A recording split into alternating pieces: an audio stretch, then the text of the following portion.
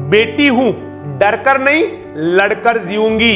ये कहानी सिर्फ एक बेटी की नहीं है, ये हर उस घर की कहानी है जहां बेटी है लेकिन उसकी हंसी में छुपा है डर। कभी स्कूल जाते हुए किसी की गंदी नजरों से डरती है, तो कभी रास्ते में किसी अनजान हाथ की हदें पार करती हुई छाया से। माँ कहती है जल्दी घर आ जाया कर, पापा कहते हैं लड़कों से बात मत करना, लेकिन कोई ये नहीं कहता कि गलत नजरों को बदलो न कि मेरी उड़ान को। बेटियां गुड्डियों से खेलती है पर जमाना उन्हें डर के साए में बड़ा करता है। जैसे उनके सपनों के आगे एक शर्त लगी है, सुरक्षित रहोगी तभी पढ़ पाओगी। लेकिन अब वो वक्त आ गया है जब बेटियां चुप नहीं रहेंगी। अब वो सीटी बजाना सीखेगी, लेकिन संगीत के लिए नहीं, सावधान करने के लिए।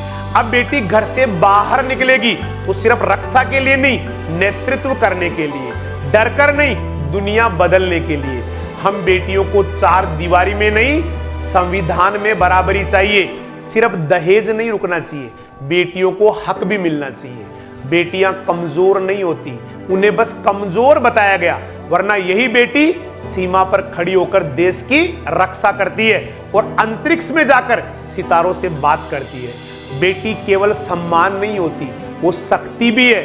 वो सिर्फ संकोच नहीं है, वो संघर्ष भी है। वो मंदिरों की मूर्ति नहीं, वो घर की नींव है। अगर आप सच में अपनी बेटी से प्यार करते हैं तो उसे सिर्फ गुड़िया नहीं, गुटखा खाने वालों से बचने का हौसला भी सिखाइए। उसे सिर्फ घर के काम नहीं, हक के लिए खड़ा होना भी सिखाइए। पढ़ाओ भी, सिखाओ भी, और कैसे बचे, कैसे लड़े, ये शानदार तरीके से समझाओ भी। क्योंकि ये दुनिया बेटियों के लिए भी उतनी है जितनी बेटों के लिए।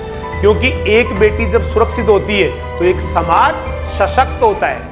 बेटी सिर्फ बचाने के लिए ही नहीं होती, वो खुद भी बचाने की ताकत रखती है। बस उसे भरोसा चाहिए आप पर। शायद यही बातें किसी घर की बेटी को नई उम्मीद की रोशनी दे जाए।